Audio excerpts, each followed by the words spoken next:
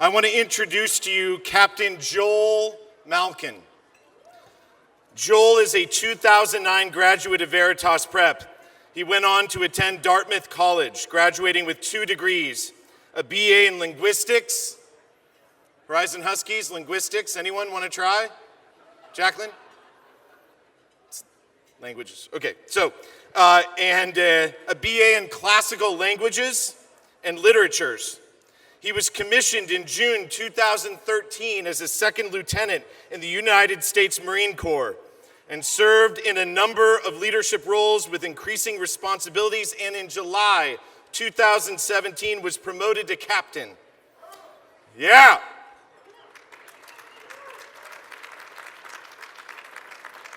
Currently, Joel serves as a staff platoon commander for 5th Platoon, Charlie Company 318. Ladies and gentlemen, please welcome to the stage Captain Joel Malkin.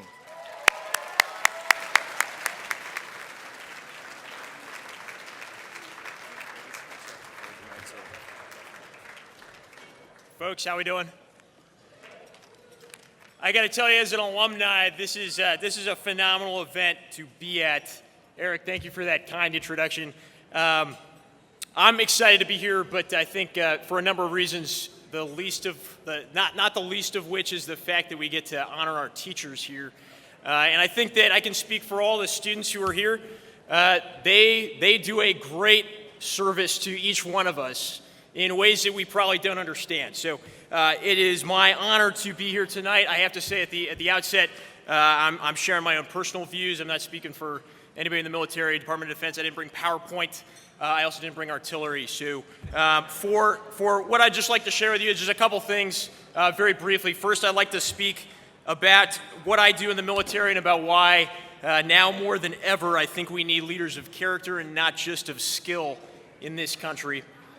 And then I'd like to talk for a few minutes more about the role that one Great Hearts teacher played in my own life. And I think by the end, it will be clear how those two themes are connected.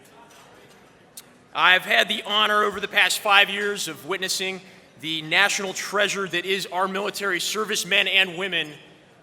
And I've had the honor this past year and a half of serving as an instructor for the new lieutenants of the Marine Corps. Most of them are 23 or 24 years old. They're fresh out of college. When they get to a schoolhouse that we call the Basic School, or TBS, it's a 6-month school that prepares them to be an officer in the Marines, and they're told 5 things when they first get there. They're told that they have to be people who embody these 5 principles in order to be an officer of United States Marines. First, they have to be a man or woman of exemplary character. Next, they must be devoted to leading Marines 24/7. Third, they must be able to decide, communicate, and act in the fog of war. Fourth, they must be a warfighter who embraces the Corps' warrior ethos. And finally, they must be mentally strong and physically tough. Now, it's not difficult to see why those 5 things are important. This year, the incoming ranks of recruits showing up at boot camp do not remember 9/11. They have never known either a world at peace or America not gripped by war. In spite of this, they have volunteered to serve in a capacity that makes cynics dumbfounded and casts the mold for altruism within their generation. These young men and women cannot ignore the facts. They know that our freedoms have no guarantee beyond their sacrifice. Today, the 29th of September, also happens to be the anniversary of the Battle of Salamis, where the ancient Athenians led a coalition force to victory in a massive naval battle against the Persian Empire. The Greeks were fighting for a largely unheard of idea that they like to call freedom. Were it not for their victory almost 2,500 years ago today, the America of today might not exist. And it is a lesson worth remembering. Our freedom is fragile.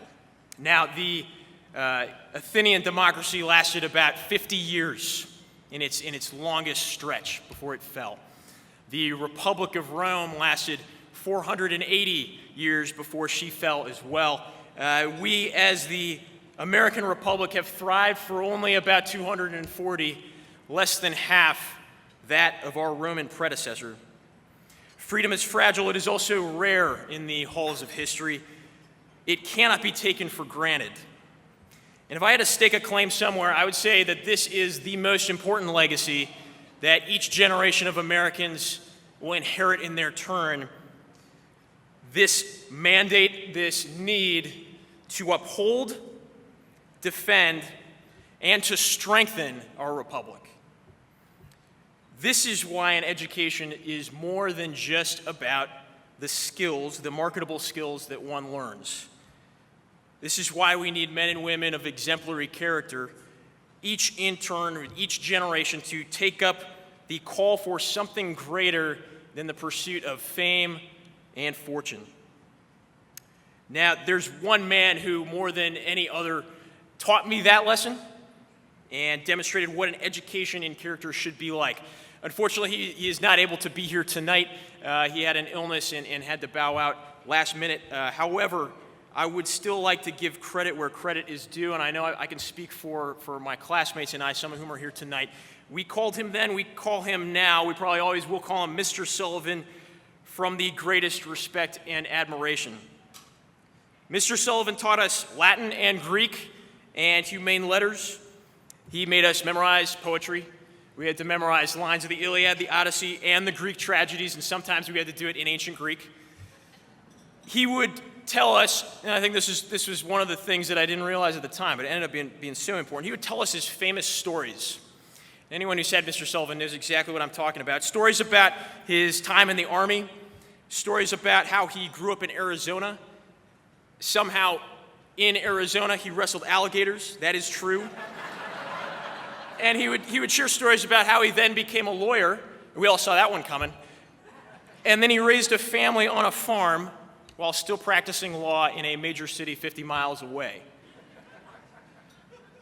Then, for some reason we could not fathom, he ended up back in Arizona, and he was retired, which in his mind meant teaching high schoolers Plato's Republic and Thucydides' Peloponnesian War, and we were always very, very enthusiastic about those things.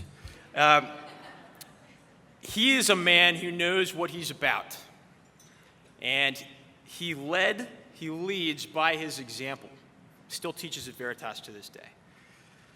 Back then, if our young minds ever wondered if all this classical learning mattered, if it really mattered, his life was the testament and the proof that it did. His sense of inquiry into the world of ideas inspired us at a young age, first, to learn what were the intellectual foundations, the intellectual traditions, both of our country and its freedoms.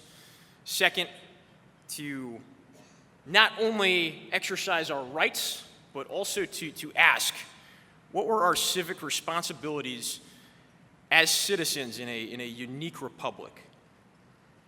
And then finally, he taught us in some way, in any way we could, in any way we knew how, to protect, to safeguard these same traditions and freedoms, and then pass them on to the next generation when our time came. He taught us these things, and what is more, he lived them out.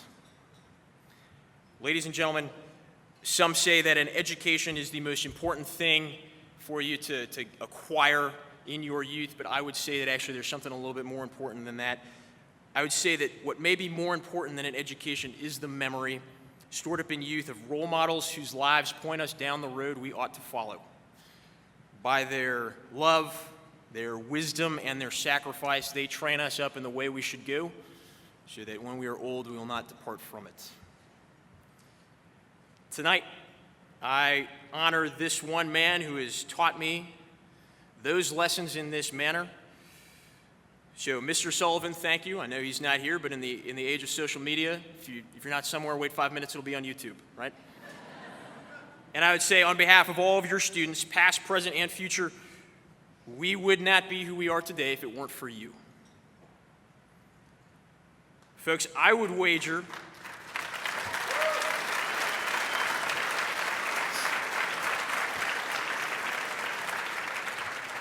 I would wager that there are many such teachers and role models.